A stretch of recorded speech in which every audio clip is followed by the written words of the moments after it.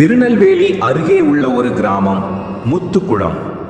பழமையான திருக்கோயில்கள், நீலகாடு நதி, ஓரளவு விவசாய நிலங்கள் எல்லாம் உள்ள ஒரு சின்ன கிராமம். முத்துக்குளம் கிராமத்தில் சந்திரன் என்ற இளைஞன் இருந்தான். அவன் விவசாயத்திலும் சிற்றுமுனையில் ஒரு கடையிலும் வேலை பார்த்து ஊதியம் சம்பாதிக்கிறான். அவன் ஓரம்பு காலமாகவே தனக்கென வாழ்ந்தவன். பெற்றோர் நகரத்துக்கு கிளம்பி போனதால் வீட்டு பாரம்பரிய நிலத்தை பார்த்து வந்தான். ஒரு நாள் பிரத்யேக வேலைக்காக அவன் ஊரிலிருந்து கொஞ்சம் தூரமான ஒரு பழைய கட்டிடத்தை சுற்றி செல்ல வேண்டியிருக்கிறது. அந்த கட்டிடம் மிகவும் பழையது. மக்கள் அதை அமரா வீடு என்று சொல்கிறார்கள். கடந்த 2 பாட்டிகளுக்கு முன்னர் அது குடும்பத்தினரால் விட்டு வைக்கப்பட்டது. அங்கே ஒரு பெண்ணின் புகைப்படம் மரம் போலவே தாங்கி இருந்தது. மெல்லி சிரிக்கும் முகம். பெயர் மோகினி. 1994 என்று அழுத்தமாக எழுதப்பட்டிருந்தது. மக்கள் சொல்றாங்க, மோகினி இங்க இருந்தவள், அவள் அழகானவள், ஆனா திடீரென்று அவள் காணாம இருந்தாரு, அப்பகுதியில் நாசம் சொன்னீங்க. சந்திரன் இதை தாளா எடுத்துக்கொண்டான். இவையெல்லாம் கதைகள் என்று. ஆனால் அந்த புகைப்படமே அவனுக்கு இரவு கனவுகளாக வரத் தொடங்கியது. மோகினி சிரித்து அவனை நோக்கி கைகளை கொதிக்கும் போல் சற்று சகைக்கே நிழலாக நடக்கிறாள். சந்திரன் அதிகமாக கவலைப்படவில்லை. ஆனால் அவன் வாழ்க்கையில் சில மாற்றங்கள் ஆரம்பித்தன. வேலை பத்திரங்கள் சிக்கியது, ஆடைகள் தொல்லையடைந்தன, வீட்டுக்குள் சில சிறு விஷயங்கள் மறைந்து கண்டுபிடிப்பு இல்லை. ஒரு மாதத்து போது அந்த கிராமத்தில் புதிதாக வந்தவர் குப்புசாமி ஒரு நட்பான விசித்திரமான ஆயுதமற்ற சாமி அல்ல. அவன் ஒரு மூதாட்டியின் வழிகாட்டுதலால் வந்த ஈடுபாட்டாளன் போல இருந்தான். அவன் ஆலயம் இல்லாமலும் ஒரு தெய்வீக திறமை இருப்பதாக கிராமத்தாருக்கு தெரிய வந்தது. மக்கள் அவனை சாமி என்று அழைத்தாலும் அவன் ஒரு மீன் வண்டி வேலைக்காரனாக மட்டும் இருந்தான். அந்த சாமி ஒரு நாள் சந்திரனை சந்தித்தான். சந்திரன் மாவட்ட அலுவலக வேலைவாய்ப்பு காரணமாக மன அழுத்தத்தில் இருந்தான். சாமி அவனிடம் சில வார்த்தைகள் சொன்னான். இங்க ஏதோ தொல்லை இருக்கு. ஒருவரின் வசந்தம் நாசம் என்று விட்டால் அவள் வரும். ஆனால் அது ஒரு நேரத்தில் பயங்கரம். சந்திரன் சிரி. ஆனால் அடுத்த இரவு அவனது வீட்டின் திரைவானிற்கு கீழே ஒரு நெஞ்சை துடிக்காமல் இருந்த சத்தம் கேட்க ஆரம்பித்தது. மோகினியின் பூச்செடி போல சுவடு. அது லேசான காலடி சத்தம் தான், ஆனால் மெல்ல மெல்ல நடந்து வருவது. அவன் டார்ச்சை எடுத்துக்கொண்டு வெளியே சென்று பார்த்தபோது தெருவில் யாரும் இல்லை. ஆனால் நதிக்கடை அருகே உள்ள ஒரு பழைய மடிக்கை இடத்தில் கொஞ்சம் மண் அசைந்ததை கடைசியில் கண்டான். அங்கு இன்னும் ஒரு புதிய சுவடு. அந்த சுவடு வீட்டை நோக்கி வந்ததாக தோன்றியது. மோகினியின் பாதை மேல் வந்தது. ஒருவன் என்பவன் முருகேசன் அம்மா தான் அவருக்கு உதவுகிறான் என்று கிராமத்து மக்கள் சொல்லிக் கொண்டிருந்தார்கள். ஆனால் முருகேசன் பொறுப்பில் இருந்த சில சொத்துக்களை விரும்பி திருடியவள் போலவே அந்த நாட்களில் மோகினிக்கும் அவற்றுக்கும் இடையே வாதங்கள் வந்தன. மக்கள் பேசுவது ரொம்பக்கும் சொத்து பிரச்சனை காரணமாக அவள் மனநிலையில் பாதிப்புப்பட்டதாக.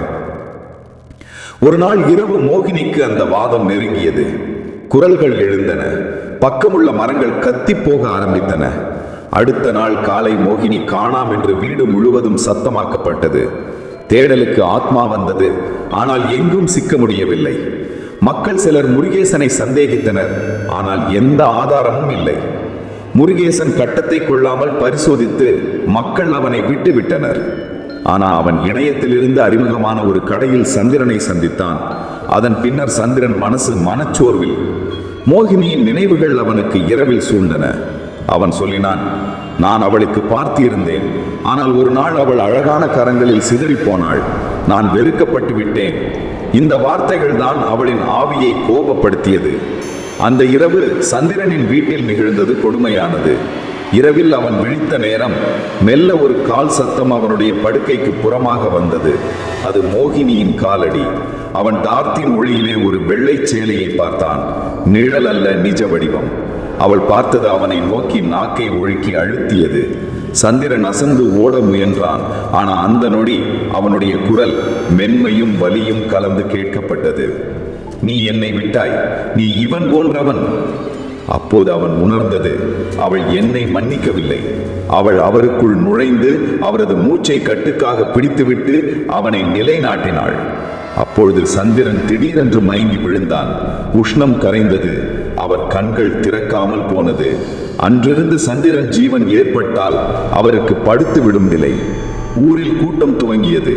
சந்திரன் மரணம் நிலவியது என்று எண்ண வருமாம் என்னனர். போலீஸ் வந்தாலும் எந்த ஒரு வெளிப்படையான காரணமும் கிடைக்கவில்லை. அது ஒரு சுய மரணம் போலவும், ஆனால் உடலின் அடையாளம் பிரித்திருந்தது. அந்த நாள்தான் மோகினியின் ஆவி ஒரு மனிதனின் உயிரை எடுத்தது. அந்த நிகழ்ச்சிக்கு பிறகு கிராமத்தின் மக்கள் வெகுவாக ஆத்திரமடைந்தனர். சிலர் பழைய சாமியான குப்புசாமியை அழைத்து வந்தனர். அவன் உயரமான நடனம் போல நடை, அவனின் கண்ணில் அசைவில்லாத அமைதி. அவன் அந்த வீட்டைச் சுற்றி தேவாரம் போல சில மந்திரங்கள் கூற ஆரம்பித்தான். முன்னோர் சொல்லும் பழமையான வழிகள். ஆவி ஒருவரை விட்டு போகாது என்றால் அவனை உண்மையிலேயே நிலைநிறுத்த ஒரு சாமி வேண்டும் என்று. குப்புசாமி நெகிழ்ந்த குரலில் பாட்டு போல சில சொற்களை பின்பற்றினான். அவன் புழுதியில் சில காகிதங்கள், சொந்தமாக வைத்திருக்கும் ஒரு சிறிய உப்பு தடையுடன் சுவர் மீது சுட்டான். பிறகு அவன் கூறினான், அவள் வெறுப்பை வீதியில் விட்டு செல்வாள், ஆனால் நாம் அவளை சுமந்து போக வேண்டும். அப்படி இல்லையெனில் இன்னொருவர் நடுவில் சிக்கப் போகிறார். அவன் அதை சொல்லியதும் மழை ஆரம்பித்தது. குப்புசாமி இரவில் வீட்டுக்குள் புகுந்தான். அவன் மனதில் எந்த ஒரு பயமும் இல்லை. அவன் சில கடவுள் பாட்டு மூலமாக சிந்தனை ஏந்தி கொண்டு சென்றார். மக்கள் பட்டாசு போடவும் தொடங்கினார்கள். ஆனால் அவன் அமைதியாக இலகுவான மூவாண்டுகளை ததாக கொடுத்தார். அந்த இரவில் வீடு முழுவதும் திகில் நிரம்பியது. மோகினியின் உலா காற்று கதற்றது. அவள் சத்தம் மீண்டும் வந்தது, நான் போக முடியலை. ஆனால் குப்புசாமியின் குரலில் ஒரு புதிய பரபரப்பு தோன்றியது. அவன் பின்வரை சத்தம், ஓ மிளிர், நீ நிற்காமல் போக வேண்டும். அவள் நீதியை பெற வேண்டும். அவனை தொடர்ந்து திரும்பாதே என்று கேட்ட பசி போல் ஒரு முகம் வெளிப்படுத்திக் கொண்டது. ஆனால் குப்புசாமி தனது கைகளில் ஒரு சிறந்த பூமாலை வயிற்றுவாக வைத்திருந்தார். அவன் அந்த மாலையை மோகினிக்கு அதிகம் அறிமுகம் செய்ய ஆரம்பித்தார். இசை போல சில பாட்டு. மோகினியின் குரல் புரண்டு மெதுவாக இருந்து விட்டது. அவளை ஆற்றலில் கட்டிக்கொண்டு கடவுளின் நோக்கி நோக்கி இழுத்தார். அதில் ஒரு முறை நடந்தது. மோகினி கொஞ்சம் ஒலிக்காமல் போனாள். அவன் அந்த இடத்தில் ஒரு மடிக்கட்டியை மூடிய பக்கத்தில் காரணம் கண்டான். மோகினியின் நினைவுகளில் இருந்து ஒரு பொருள், அவரது சங்கிலி, அவரது புகைப்படம், அவரது சின்ன புத்தகம். குப்புசாமி அவைகளை எடுத்துக்கொண்டு சாமி மந்திரம் ஓதினான். மணியின் குரல் ஒளிர்ந்தது. ஒரு நொடி பின்னர் மோகினியின் உருவம் மெதுவாக மங்கியது. அவள் சோகம் தீர்ந்து போனது. அந்த குரல் நுழைந்து கடைசியாக ஒரு சொல் சொன்னாள், நீதியை பறித்து விட்டால் நான் தரமாட்டேன். அவ்வளவே அந்த வார்த்தை. குப்புசாமி சொன்னார், இன்று இந்த ஊர் நீதியை கேட்கும். நீதி கிடைத்தால் நீ விடுவாய், இல்லையெனில் இன்னொரு உயிரை பறிக்கப் போகிறாய். அடுத்த நாள் குப்புசாமி போலீஸை அழைத்து பழைய சம்பவங்களை மீண்டும் விசாரிக்க சொன்னான். சற்று ஆராய்ச்சியால் நடைபெற முருகேசன் மீது சந்தேகங்கள் அதிகரித்தன. பழைய சம்மதங்கள், சாட்சிகள் மீண்டும் விளக்கப்பட்டன. கடைசியில் முருகேசனை கைது செய்தார்கள். அதே நேரத்தில் கிராம மக்கள் மோகினியின் நினைவுகளில் இருந்து உண்மையை வெளிப்படுத்தினர். அவள் ஒரு நீதி கேட்கும் ஆவி. முருகேசன் நீதிமன்றத்தில் கைது செய்யப்பட்டதும் செந்தான் நடந்து வந்தது. நீதிமன்றத்தில் சாட்சிகள் பேசின. பழைய வீட்டு பணியாளர்கள் சுந்தரி, அருகின் நண்பர்கள் எல்லோரும் ஒரே சபதம் சொன்னார்கள். மோகினியை பார்வையிட்டவர் முருகேசன் தான். DNA போன்ற தொழில்நுட்ப ஆதாரங்கள் இல்லாவிட்டாலும் கூட்டத்தின் அழுத்தத்தாலும் மரபுகளாலும் முருகேசனை சட்டம் கடையில் உறுதி செய்தது. அந்த இரவு மோகினியின் ஆவி மீண்டும் வந்தது. ஆனால் இந்த முறை அவள் சோகத்தில் தான் அல்ல. அவள் அமைதியாக நின்று மெல்ல கருங்காற்றில் மனம் கொடுத்து விட்டாள். குப்புசாமி அவளை நிம்மறிந்த குரலில் வரவேற்று அவள் இறுதி சபதம் நிறைவடைந்தது என்று கூறினார். மோகினியின் உருவம் மெதுவாக கண்ணீரும் சிரிப்பும் சேர்வது